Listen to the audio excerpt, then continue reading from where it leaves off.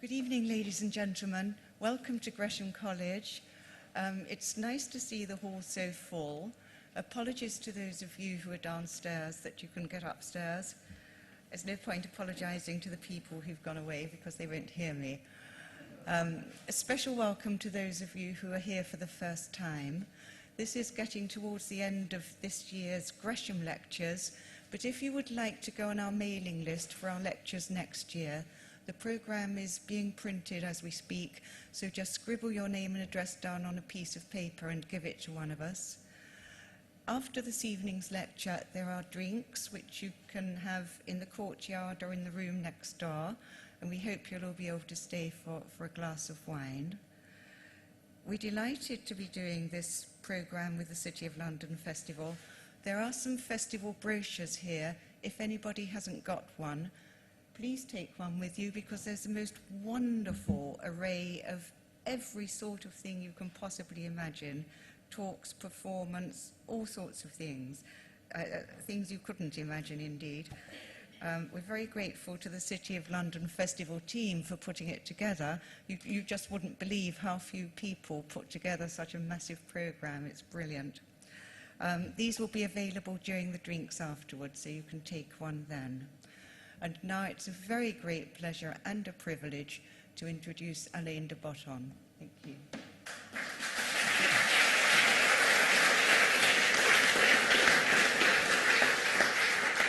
Thank you all very much for coming. It's a huge privilege for me to be here. What I want to talk about today is the question of beauty in architecture. And by that I mean two things, really. First of all, does it matter what buildings look like? And secondly, what's a good-looking building, if we do agree that it does matter? The question of whether architecture matters or not is something that you see running right through the history of religion, politics, economics, art. There's a sort of very basic thought of, does the space that we're in, does it create an influence, either negative or positive, that we should take very seriously? And if so, how should we respond to that challenge? I remember thinking that architecture really mattered quite a lot when I spent time in a building which perhaps taught me more about the power of architecture to influence who we are and how we feel than almost any other I've been in before or since. This is the Travelodge, just near Colchester, where I happen to stay. I was staying in this building, and it's not particularly architecturally distinguished, but I remember thinking that everything about it was having a very big impact on me. The bedspread was conspiring, together with the carpet and the lights, to suggest that life was essentially a meaningless and rather cruel exercise, best done with rather quickly. And I remember thinking, dreaming as I lay on that bedspread, how much happier I might have been if only I'd been here at the Villa Rotonda built by Andrea Palladio. So does it matter or doesn't it what kind of environment we're in? This question has perturbed theologians and all those who've thought about ecclesiastical architecture for centuries. Summarizing extremely crudely, the image on the left was put up, it was a church put up by people who believed that architecture mattered a lot to your state of mind. It's the Chiesa del Gesù, built in Rome in 1584, a high point of the Catholic Baroque, extremely lavish and expensive building, cost a lot of money to build, precisely because the belief of those who put it up was, if you don't get the architecture right, you will get people who are thinking the wrong way. The image on the right of the screen, very different. The world's earliest extant Protestant chapel, the Schloss Torgau in eastern Germany, 1544. Very simple, unadorned building, and that's generally been the division between Catholic and Protestant architecture. Protestants often believing that where you are, the location in which you are does not particularly matter. What really matters is what you're reading and how you're interpreting what you're reading, not so much whether the walls have got a certain kind of gold or pilasters on them.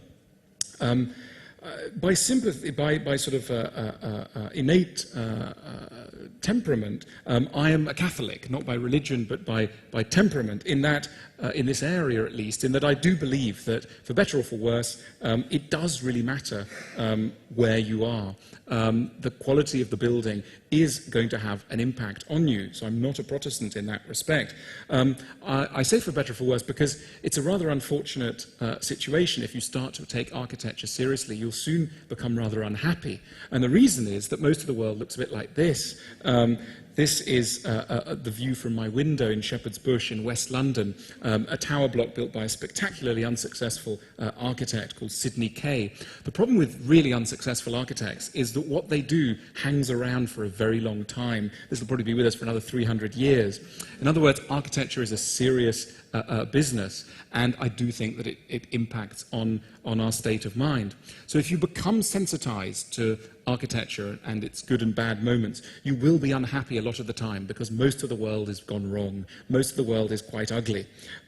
What do we do about this? Well, one temptation of people who've loved architecture is to take their love to such an extreme that they become a little bit ridiculous. They become what the 19th century started to get to know as an aesthete. Now, the aesthete, here's a picture of an aesthete. The most famous aesthete in the 19th century was, of course, Oscar Wilde, who famously said that the wrong kind of wallpaper could upset him far worse than a death in the family.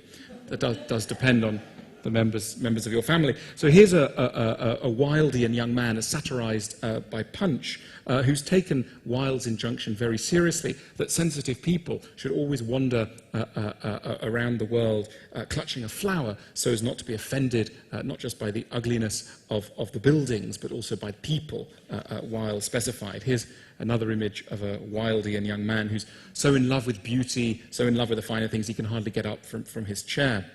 In other words, if you start taking architecture seriously, not only might you get rather unhappy, but you might also become rather absurd.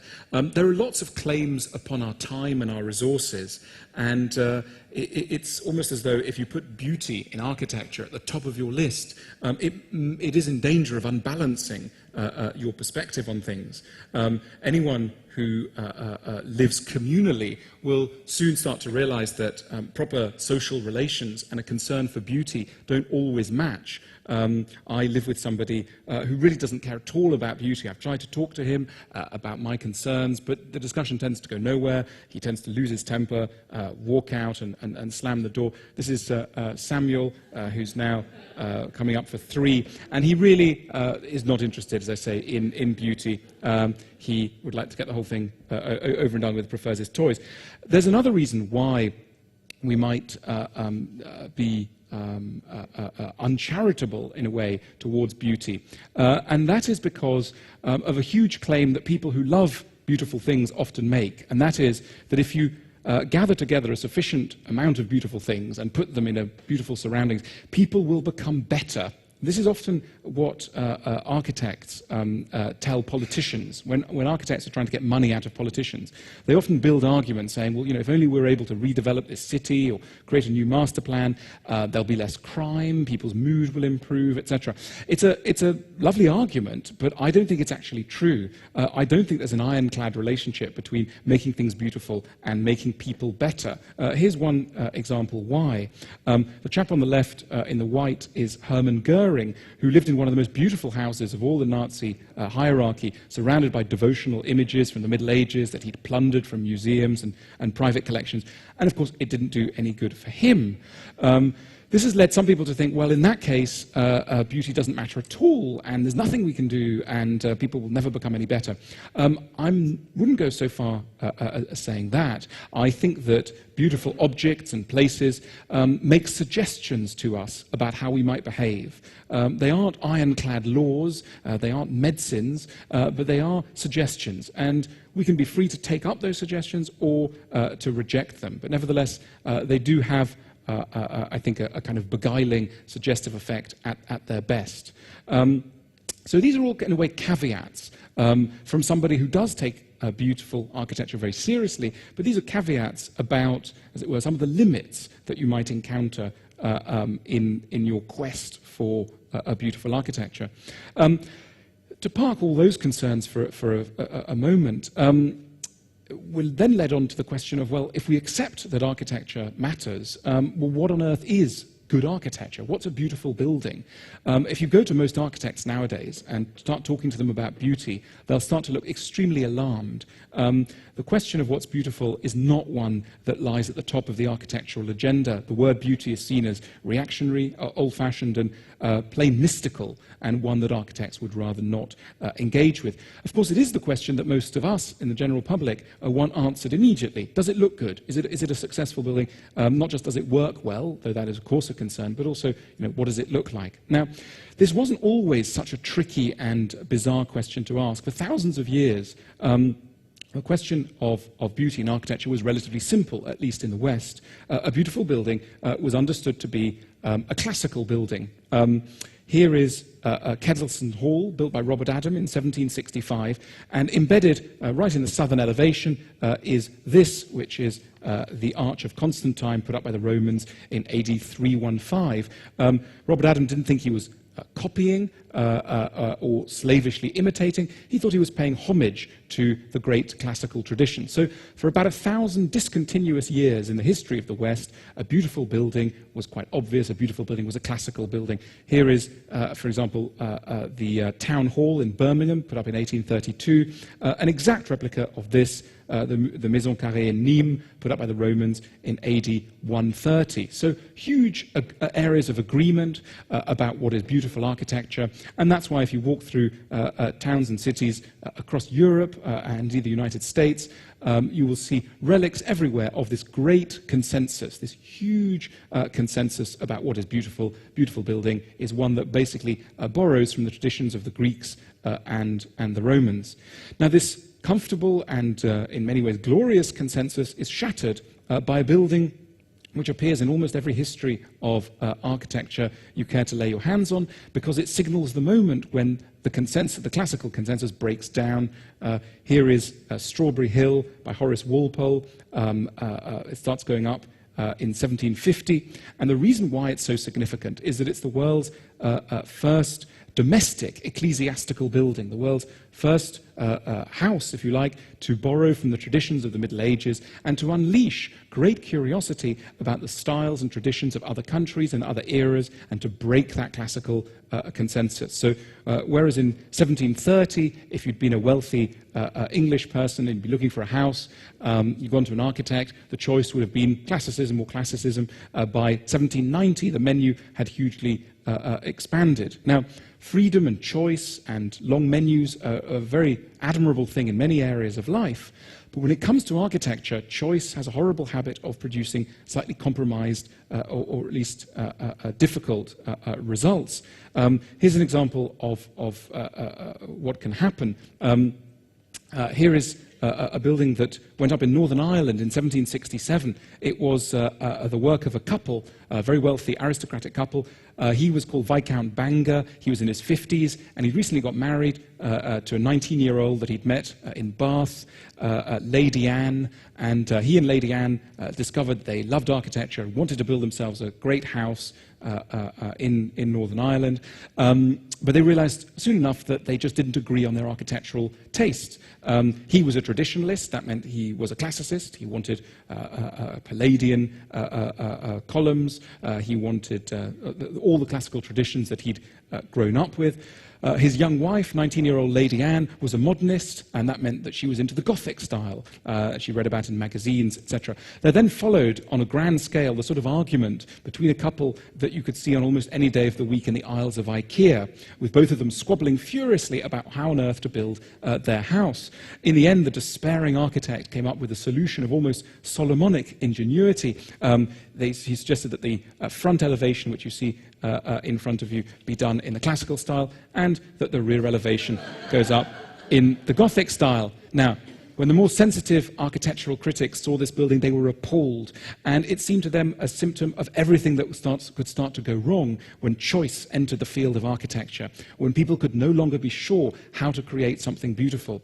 And there then followed decades of an anguished search for some sort of principle that architects could lean on to find out what on earth a building should look like. Now, the answer, when it eventually starts to emerge, starts to come from an odd direction, not from architects, but from engineers.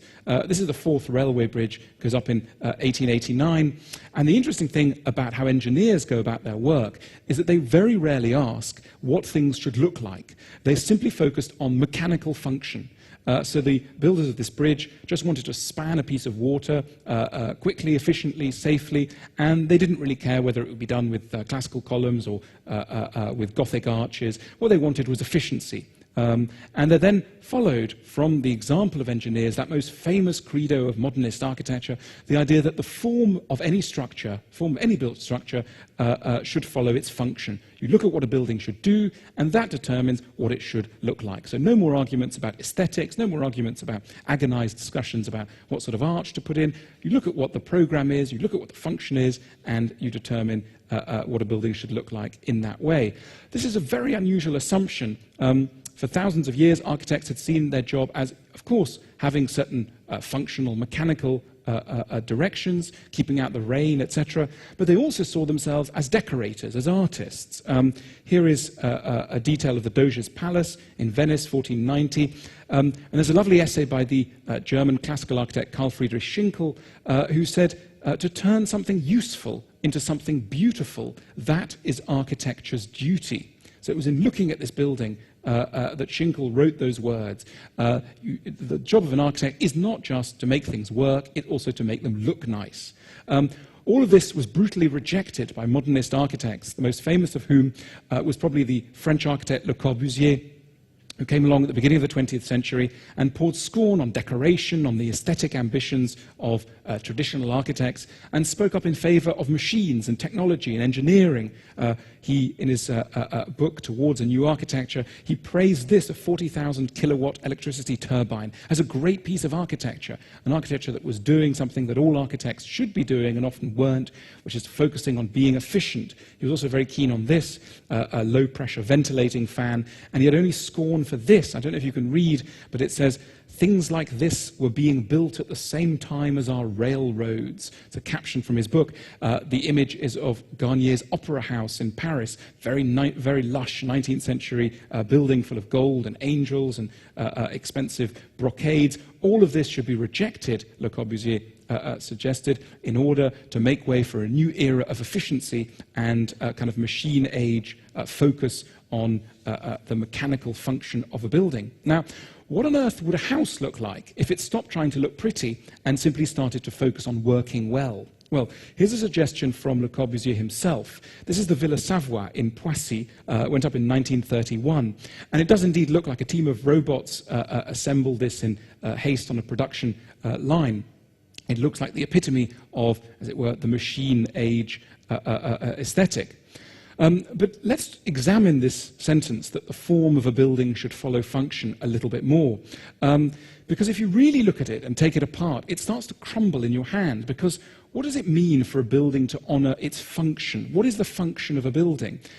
We think we know what that means. We think that must mean something to do with air conditioning and heat and light. But of course, many buildings, we ask of many buildings that they not only perform well mechanically, but also follow a function in a more emotional sense. So, for example, we might complain of a church, that a church doesn't look enough like a church, or a library that may work very well, but at the same time somehow doesn't emit the right feelings that we want from a library. There's a lovely quote from John Ruskin where he said, a good building must do two things. He says, firstly, it must shelter us. He says, and then secondly, it must also speak to us of all the things that we think of as most important and that we need to be reminded of on a day-to-day basis. In other words, architecture has a kind of memorial, communicative function. We want our churches to talk to us of churchy things. We want our libraries to communicate feelings of rest and concentrated study, etc. And we will be as upset by failures in those areas as we will be upset by a leaking roof. Fortunately or not, modernist architects have never really practiced what they preached. Le Corbusier might have spoken in favor of efficiency and not really worrying about what something looked like. But if you study what he did rather than what he said, he was in fact ruthlessly focused not on how a building worked, but on how it looked. He had this building built by handmade, by artisans, brought in from Switzerland at huge cost. Nothing in this building worked as it should. The building leaked. It was too hot in summer. It was too cold in winter. It was a sham. It was as it were, a kind of a promise of efficient technology, but only a promise. There's a lovely letter from the owner of this building in Le Corbusier archives in Paris, and the owner is complaining about the incessant rain. She says that her son has had to go to Chamonix in the French Alps to recover from pneumonia brought on by the leaking roof. She says, "Dear architect, it's raining in the hall, it's raining on the ramp, and the walls of my garage are absolutely soaked. What's more, it's still raining in my bathroom, which floods so terribly in bad weather that the water pours right in through the skylight." In other words, Le Corbusier talked about efficiency, but really, like architects before and since, he was just interested in things looking nice. And whether it was a choice of it really working or looking like it worked, he always wanted things to look like they worked. So in other words, the modern movement in architecture, though it often justifies its choices in the language of science. If you go to Norman Foster and say, why did you design the Gherkin the way you did? He will probably say something like, well, it's all got to do with the movement of the air, the aerodynamics around the tip of the tower, etc. Mechanical answers. Now, really the answer is that he designed the tower as he did because he thought it looked nice. But of course, architects are not really allowed to admit that because it's really an anxiety about clients. If you're a client and you're told by your architect that you need things to look this way because of scientific reasons, or even better, ecological reasons, you're really going to swallow that. Whereas if you're simply told that the architect likes the shape, it just appeals to them, that's much more vulnerable grounds. So architects have traditionally, in recent years, always grounded their decisions in arguments about performance, that a building performs well. Slowly, we're readmitting into architecture. We're seeing signs that architects are beginning to rediscover that maybe the way they do things is for no other reason than because it looks nice. We're now in an era of choice once again. The orthodoxies of high modernism, the mid-20th century ideas about science and technology are fracturing. Slowly and hesitantly, but they are. Take a look at this building. This is a building put up by the architects of the Tate Modern, Herzog and de Meuron, a library built in Germany. It's covered with imprints of paintings, of pictures of animals and other things onto a concrete facade. Why is it done like this? For no other reason because the architect thought it looked pretty. This is a tower proposed for Doha in the Middle East by the French architect Jean Nouvel, covered in Islamic motifs. Those motifs don't do anything from, as it were, a functional point of view, from a mechanical point of view, but they do honor that second function that Ruskin identified. They communicate. These motifs help to communicate where the building is, where its traditions lie, etc. So in other words, slowly we're seeing a return in architecture of an awareness that buildings should be communicating and that a good building isn't just an efficient building, it's also one that talks to us of the right sort of things. Now, how on earth do objects talk to us? Let's focus a little bit more on this idea of communication in architecture. How could a building or communicate, or how could any work of design communicate? Up on the screen, you see two different kinds of crockery, two kinds of tea set. Now, the interesting thing about any items of design is that it's quite easy, really, to give them things like a gender, a politics, an outlook on the world, a newspaper to read that they might be reading. I mean, take a look at the tea set on the left. I think this is definitely a left-wing tea set. It's a piece of Scandinavian crockery. I think if it was a person, it would be commuting on its bike, and it would be reading The Guardian.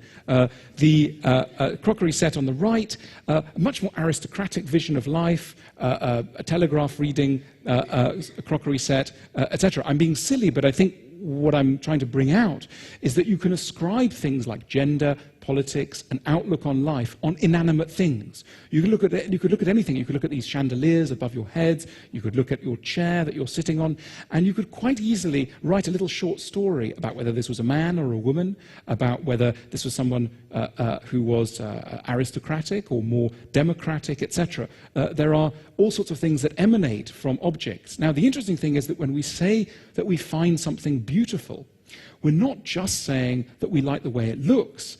If you scratch below the surface, really what we're saying is we like the outlook on life that this object is suggesting to us. We're saying if the object was a person or a thing, we would like, or indeed, sorry, not a person or an animal, we would like the sort of person or animal that it was. Take a look at these two very different buildings. The image on the left went up in the foothills of Mount Fuji in Japan a few years ago. The image on the right, much more traditional but equally a modern, contemporary developer's house just near Barnes. Now, the interesting thing is, if you like one of them more than the other, it's not just that you like the way it looks, you also like the sort of feelings that it communicates to you about how life should be lived. So there's a whole area of experience and politics and economics even, and views on society that are present in our discussions about how things look. And that's why couples argue so vehemently at IKEA. They're arguing about what a sofa should look like or what kind of glasses to buy, because it's not just a visual argument, it's an argument about what life's about. So be very, very careful if you're choosing sofas or if you're sensing large disagreements with your friends and partners in these aesthetic discussions. Now, how on earth, to scratch even further, how on earth do objects communicate? Well, take a look at there's Henry Moore, Two Forms. It's at the Tate, done in 1934. Now, if you go around sculpture shows of contemporary modernist sculpture, you'll very often find extremely elaborate descriptions of what pieces of sculpture mean. There's a lovely or fascinating essay by the art critic Herbert Reed, where he basically spends 12 pages discussing what this means. And it gets more and more elaborate. And Herbert Reed basically ends up saying that this is a sculpture expressing the condition of modern man in an alienated technological environment from which God has recently departed. Now, one might say, well, hang on, Herbert, this is just 2 blocks of wood with a hole in them. But I think I want to be sympathetic towards Herbert Reed's argument, however pretentiously, if you like, he states it, because really what he's saying is there's a whole lot going on in shapes. You could look at a shape which in a way doesn't mean anything specific, and you can read into it all sorts of quite plausible analyses. And when we say, as I say, when we say that we like something or don't like something, we're frequently responding to what this object is managing to communicate to us. Let me jump ahead to another image, because one of the other ways in which inanimate things communicate to us is by reminding us of animate things. There's an awful lot of animals in buildings and bits of furniture and chairs and glasses, etc. I think there's definitely some kind of an ox-like creature lurking in the table on the left and some sort of a deer lurking in the table on the right. I think there's some kind of portly accountant lurking in the kettle on the left and a sort of penguin struggling to get out of the jug on the right. If you take a look at this building, a whole building, this is a convention center in Malaysia, but it's also a rather threatening insect that's seeming to loom out of it. So, as I say, when we say we like a building or like an object, we're also sort of subtly saying, often unconsciously saying, I quite like the animal that seems to be lurking unconsciously in this object. One of the reasons why I think we're incredibly sensitive to forms and why we will spend hours discussing what a glass should look like or what a windowsill should look like is that our eyes are incredibly attuned to what people's faces look like. And very often we transcribe that incredible sensitivity built up in relation to faces to our relationship to objects as well. Let me talk to you a little bit about faces. These are some images taken from the work of the Swiss physiognomist Johann Caspar Lavater, who wrote a crazy book called Essays on Physiognomy. Now, Essays on Physiognomy was the high point of a pseudoscience, the pseudoscience of physiognomy, which was really a crazy 18th century science, arguing that you could learn what people are like simply by looking at their faces. And this book on physiognomy was a sort of manual, basically telling you that you no longer had to talk to people. All you needed to do in order to find out what they were like is to look at their face, and this would give you a penetrating glimpse of what they were actually like. And it was a sort of manual full of noses and eyes and ears, and appended to each one was a little description of the character of the owner of this nose or face or mouth or whatever. I've put up some noses. Take a look at the nose on the right. Apparently, according to Lavater, this is a mild and forgiving nose. And if you've got a nose like that, it's a good thing. The nose one in from the right is a crafty but vulgar nose, and the one at the very end is a sad and sarcastic nose. It's completely mad in a way, this idea that you can just look at people's faces and tell what and say what they're like. But I think there's something sensible, and the sensible thing is the idea that people's faces do evoke characters. People may not actually be what they look like, but they do look a certain way. There is such a thing as a generous face or a mean face, etc. Now, the interesting thing for our purposes when it comes to architecture is that the difference between a mean face and a generous face, a vulgar nose and an honest nose, is in a way infinitesimal. It's got to do with a tiny variation in the swelling of a lip or the curve of a nose, and yet, I think Lavater is right in this, these differences have a huge impact on how we end up reading a face. And we transcribe that sensitivity to how we read a windowsill, how we read the juncture of a roof, how we read how a door meets its frame, etc. We take that sensitivity and unconsciously apply it to, I think, the whole visual world. So, as I say, when we describe something as beautiful, we're often really saying we quite like the animal or person that's lurking within it. And if you're trying to choose kitchen taps, take a look at these 3 kitchen taps. At one level, you could say, well, what's the most beautiful kitchen tap? But another way of saying it is, who would you like to go on holiday with if these kitchen taps were magically transformed into people? I think I'd like to go on holiday in the one in the middle. Be a hard sort of choice, but essentially we're very, very adept, all of us, immediately at transposing a character into inanimate objects. So when it comes to beauty, when we say that something is beautiful, really what we're saying is we like the vision of life, we like the personality, we like the character that is emerging from it. There's a lovely quote from the French writer Stendhal where he said, "Beauty is a promise of happiness." And I think what's nice about that quote is the idea that what's beautiful quickly leads you on to a sense that if only you could live around that object, you would have a happy time. So if you think this building is beautiful, one way of describing that beauty is to describe simply the physical object. But another way of doing it is to say, that there's some sort of harmonious feeling that is coming from it, and that you want to live there. And you could quite easily describe the qualities of the life that you might have if you lived around it.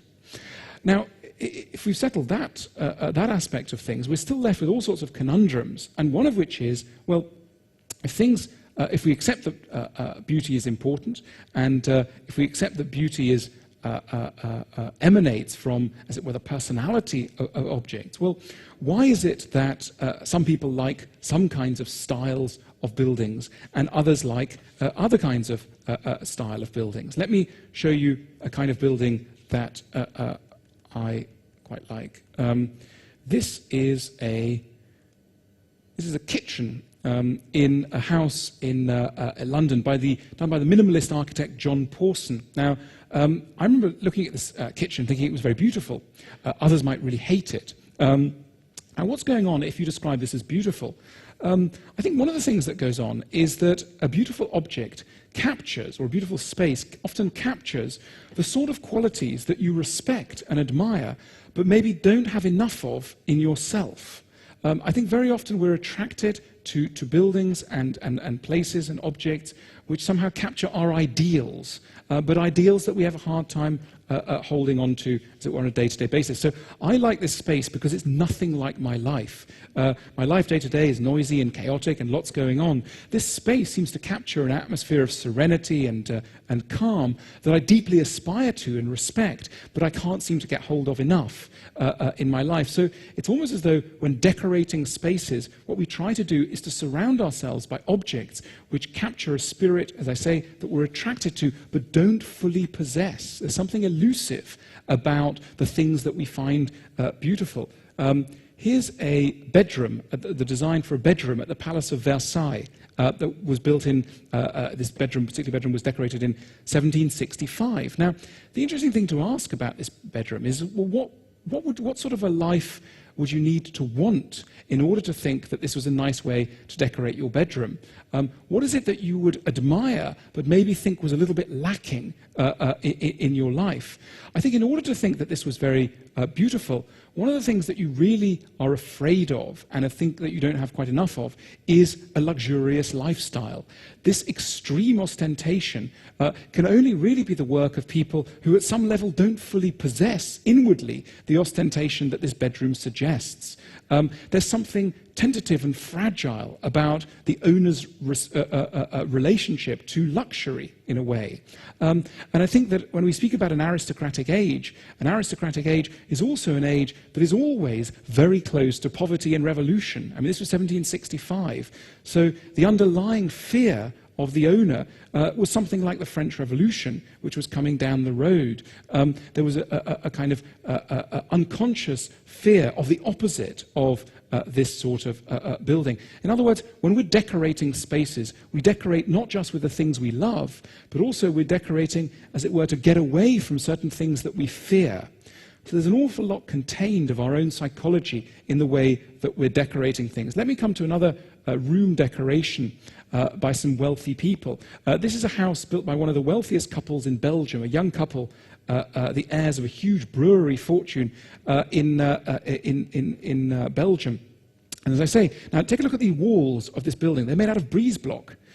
So think how different the walls are in this building to this building. So this is wealth in 1765, this is wealth in 2002. What has changed? What's going on? What are these people afraid of? I think one of the things that these people are afraid of, this young couple who own this building, is at some level they're afraid of losing touch with reality, what you might call reality.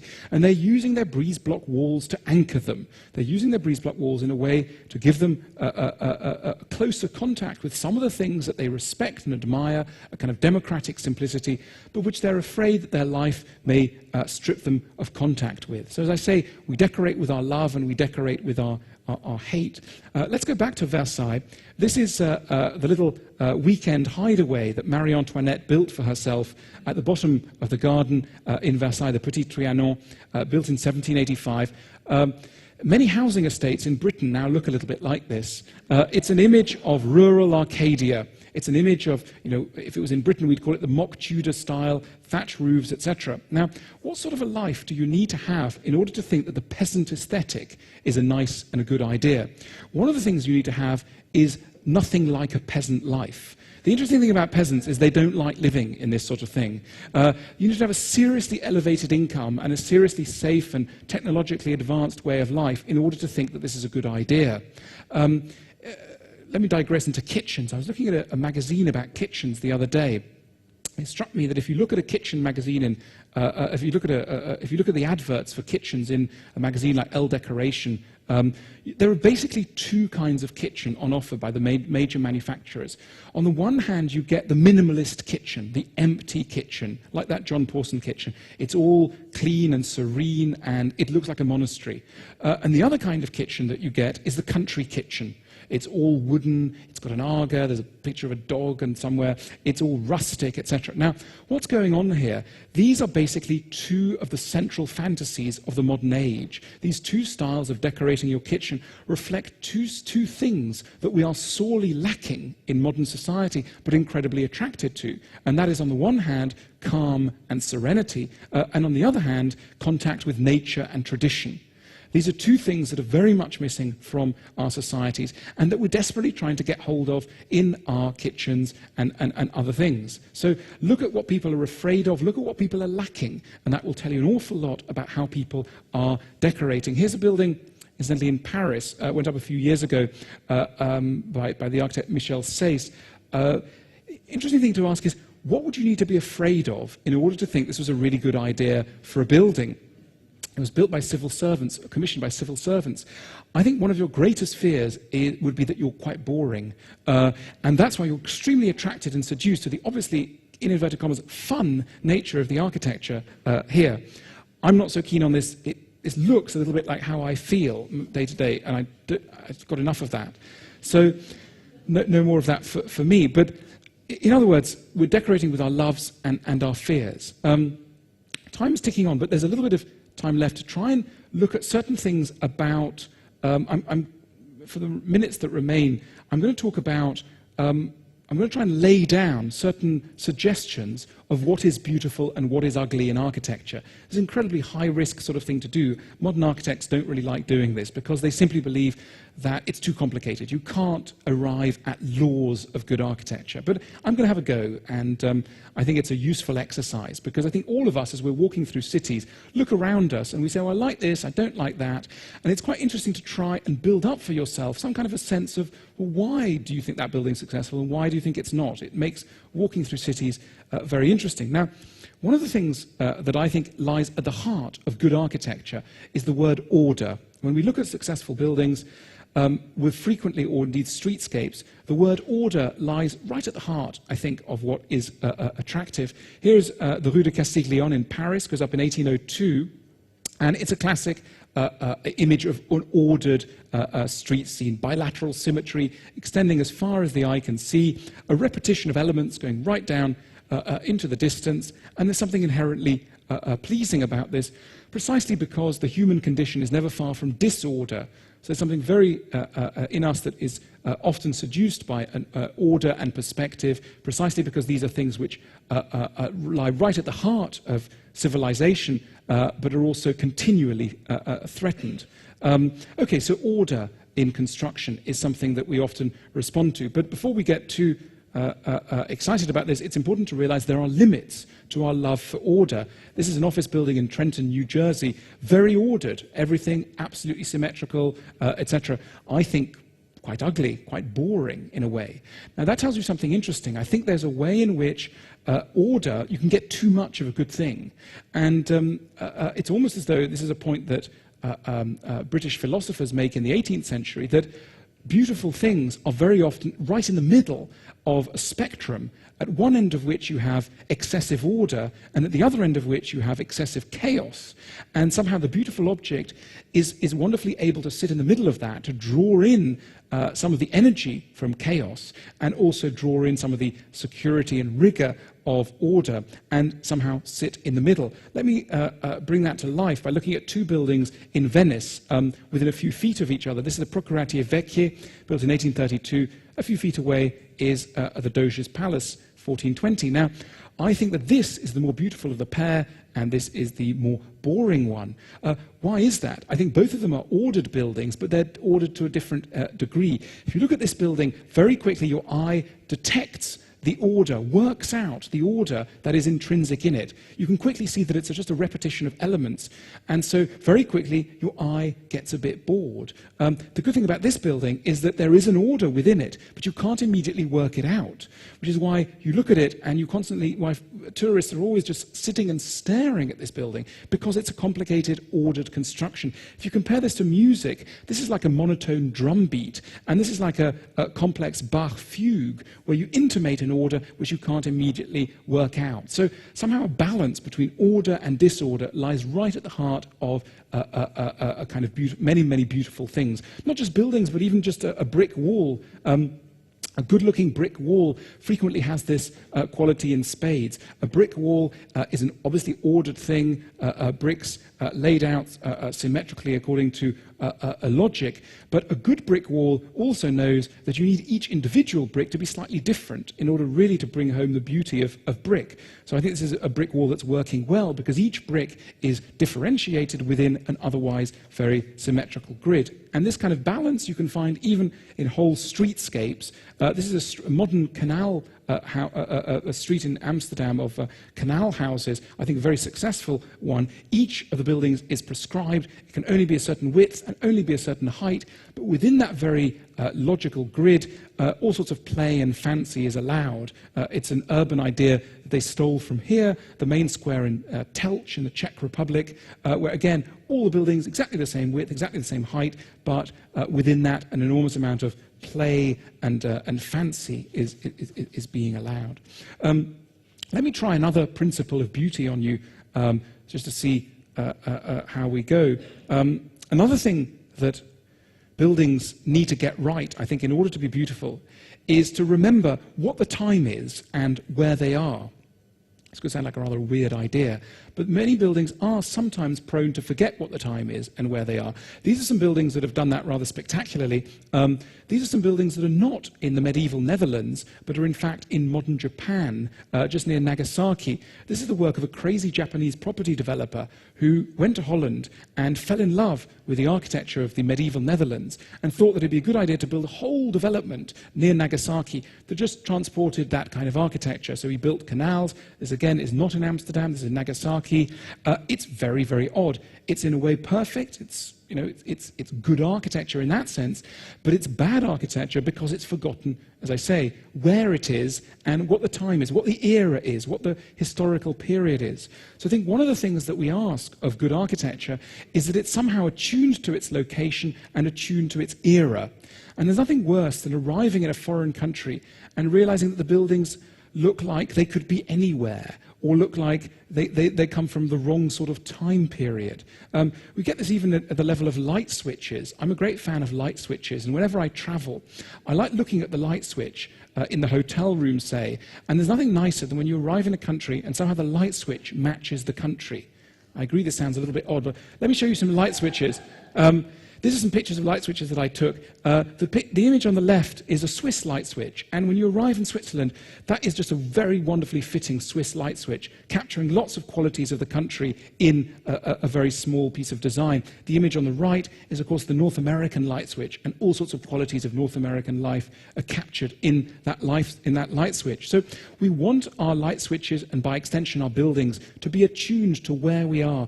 And there's nothing more depressing than arriving in a place like this, where you just don't really know where you are. Just block. It could be anywhere. Are you in Atlanta? Are you in Detroit? In fact, you're in Tokyo, but who's to say?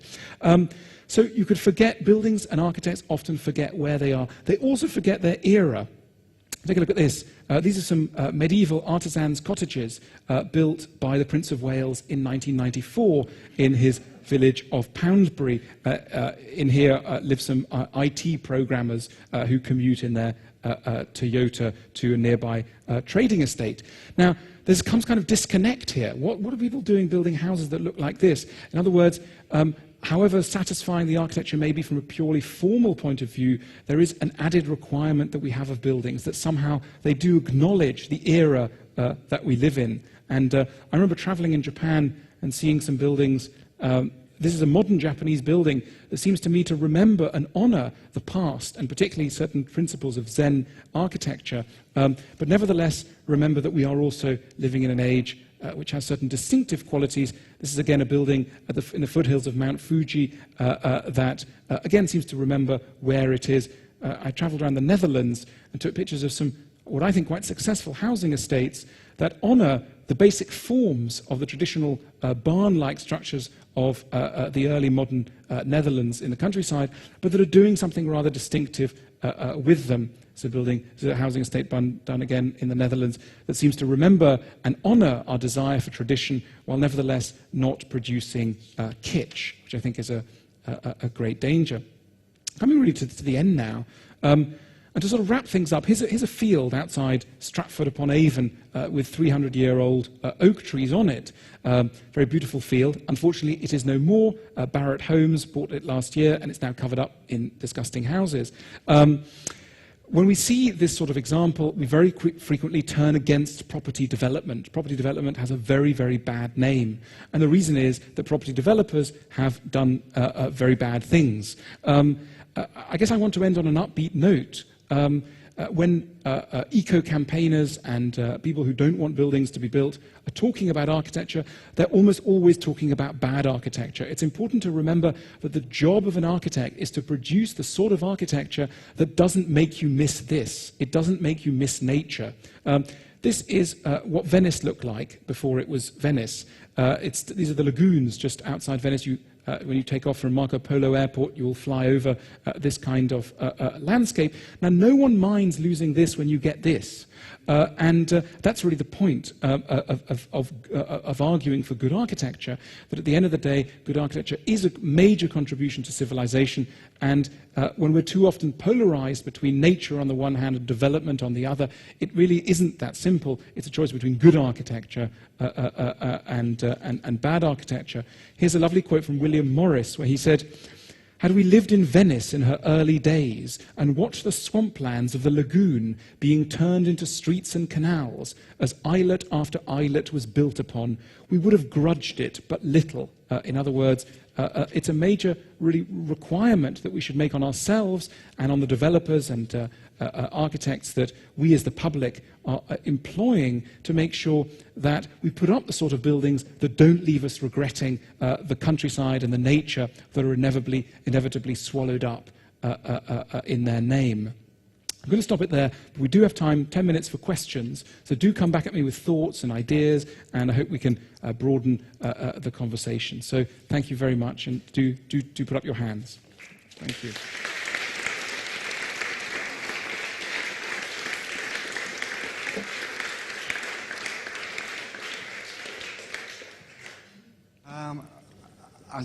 That's better. It's a fascinating talk, but maybe it should have been retitled as The Psychology of Architecture. And architecture always provokes differences of opinion, obviously.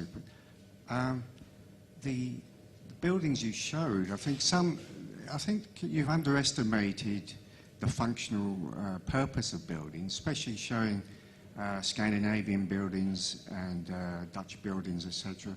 They have to repel the worst excesses of the weather, snow in particular, and in more equatorial climates, obviously, you get different architecture. And going back through the ages, of course, the question of technology. Yes, I mean, I wouldn't want to completely underestimate the functional nature, as you say, climate and available materials, etc. There are lots of things that limit the choice of architects and as it were, set them challenges which can't be avoided. Nevertheless, you only have to think, just try and imagine what a railway station should look like. Try and sketch a railway station. On one hand, you're going to have certain requirements. You need 12 platforms. This is your budget. You're working in the UK, say, so these are the sort of materials that are available at that price, etc. That still leaves an awful lot of choice, really, about what the thing should look like. It's not these things are going to guide you a certain amount, but at a certain point, there is still choice. And look at St Pancras Station, look at King's Cross. Both of them are basically honouring a functional programme and do it quite well, but they are two incredibly different-looking sort of stations. Look at Euston Station. So, in other words, what is true of railway stations is true really of many, many buildings. While, of course, there are things that buildings need to do, it doesn't on its own, it can't ever on its own determine what a building should look like. And I think that's really my argument. I'm not saying these things don't exist. They just don't produce a definitive answer. But it's also fascinating to see and listen to your description of the exterior of buildings when in fact the building is erected for its internal purpose. And so often architectural lectures and comments are always determined by what the external appearance is going to be, as if it's built for the public. If I had a building built, I would make sure it's performing the function I wanted internally. Yet, although you did show 2 or 3 examples, it seems to be constantly left out of the equation as to what purpose architecture serves. Yeah, I agree. There's perhaps too much emphasis on the facade. Hello. You didn't say anything about religion in architecture and use of the buildings. What's interesting about the world's religions is that it's frequently religions that have been most acutely alive to the way in which where you are influences how you feel. And that is, after all, the justification for a distinctively religious sort of architecture. A religious sort of architecture is a piece of a statement in the language of architecture of what a religion believes in. So a successful piece of religious architecture tells you, as a building can, what the religion is about and reinforces the message of that religion. But I think that what is true of religious buildings is true of all buildings. All buildings suggest an atmosphere and a way of life. And in a way, the Gherkin suggests the values of a society as successfully as Chartres Cathedral. Now, you may not like the building and you may not like the values, but it's communicating just as effectively. So I think I'm interested in the bridges between religious and secular architecture. Lots of new buildings, like many apartment building stuff, seem to promote like a hermetic lifestyle, with lots of people not really knowing their neighbours.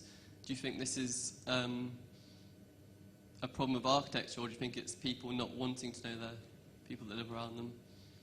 Well, it's unfortunately a sort of vicious circle, isn't it? The more you don't know your neighbours, the more your fantasies of how awful your neighbours are will grow, and the more just frightening they are. And by the end, when you sort of finally see one walking down the corridor, you'll hide. So there are definitely environments which can suggest to us that our fellow human beings are quite nice, and environments which suggest that they're absolutely awful. And in that sense, architecture bears a huge responsibility in sort of suggesting to us, as I say, what other people are like. But we do unfortunately take up the suggestions of buildings. If you look through the pages in the Evening Standard advertising new housing, seems to me that it's split into two. There's the sort of yearning, the nostalgic side of it, which is semi-detached houses or detached houses with planks of wood stuck all over the front. You showed that one from Versailles. And on the other hand, there are what you'd recognise as modern architecture, which are blocks of flats. That's often in the inner cities, whereas the yearning is more out in the outer parts of London. Do you see that dichotomy continuing, or do you think that it will go one way or the other? I think both kinds of architecture are legitimate in their own particular place. I mean, if you think about what is bad architecture, what is the bad version of the rural idea, or what is the bad version of kind of city living, very frequently it's to do with a kind of exaggeration. It's almost as though the architect and the client is impatient. The architect wants to say something like, my client's arrived, my client's made it big in the modern world. And so, the most obvious way of doing that is to make the ceiling enormously high and have huge plates of glass and lots of steel everywhere. That could be described as a vulgar attempt to make an otherwise quite sensible point. And I think many kinds of architecture go wrong in this way. They are versions of impatience. If you look at the architecture of Dubai, what's gone wrong there, or of Shanghai, these are cities that have grown up from nothing, and it's almost as though their clients are desperate to assert a kind of power and control over their fate that they were lacking for so long, and in the process fail to do it very well. So it's almost like good architecture needs restraint and needs an intelligent kind of version of many qualities which at the moment are stated too loudly. It's like someone shouting at us. So, I mean, some people say, well, are there, is there one good style of architecture? I think there's many legitimate styles of architecture, and each of them have their own place, the country style, etc., etc. But as I say, what goes wrong is frequently some adherence either to a kind of kitsch version of that, or else a very impatient version of that. It's like cooking. There are many different legitimate styles of food, but there are also degenerate versions of food. And I think too often architects get boxed in, almost as though people who have to say, I only like French food, or I hate anything but Indian food, or something. So in a way, you need to operate with a broad and sympathetic palette, but that doesn't stop you from being quite critical of individual examples operating in certain styles, I think. I think with mathematics, you can predict what music is going to sound nice to the ear and what's going to sound atonal. And I know that Palladio spent a lot of time working out classic proportions of whether the height and breadth and things were right. Do you think there are immutable laws that can be exploited to make sure a building will look right or wrong? I think there are certain principles of good architecture. To say that they are scientific and absolutely rigorous according to the tests of science is, I think, too ambitious. And I think many of those theories, like Palladio's and mathematical ideas about proportion, collapsed because too much was being asked of them. They were literally read as ironclad laws. And if you read them like that, it's as crazy as to think there could be laws of producing good literature. There are principles of producing good literature, but you still need, as it were, an area of vagueness and choice, etc. But I think we're now living in an age which has gone too far the other way, almost as though there's nothing we can say. There's no generalizations we can make. So I think that there are generalizations we can make, and I've basically been quoting from a book that I wrote called The Architecture of Happiness, in which most of it is trying to lay down principles, tentatively but ambitiously, about certain things that we might say are good and bad architecture. And I think that what we're sorely missing in this country is an architectural education which can give more of us confidence in our architectural judgment, so that as we walk down the street, we'll say, there's something a bit lopsided about that building. Or when we're looking at a planning document, we'll be able to say, well, it's clear that some kind of symmetry's gone missing here, and that's what's lacking. And we're incredibly shy about doing that. We're quite confident about saying what's gone wrong with a film. People will analyze films with great confidence and don't feel shy about it. When it comes to beautiful architecture, people will very often say things like, oh, it's all a bit subjective, don't really know, it's, beauty's in the eyes of the beholder. And these are incredibly dangerous attitudes to take, because property developers love it, because they think, oh, beauty's in the eye of the beholder, great, let's get to work. And if you don't like it, you must be a snob. You must be, who are you? Who are you to tell me what I? So this kind of vagueness has really left us hostage to fortune. Anyway, I think I'll stop it there. But thank you all very much, and very happy to chat over a drink. Thank you.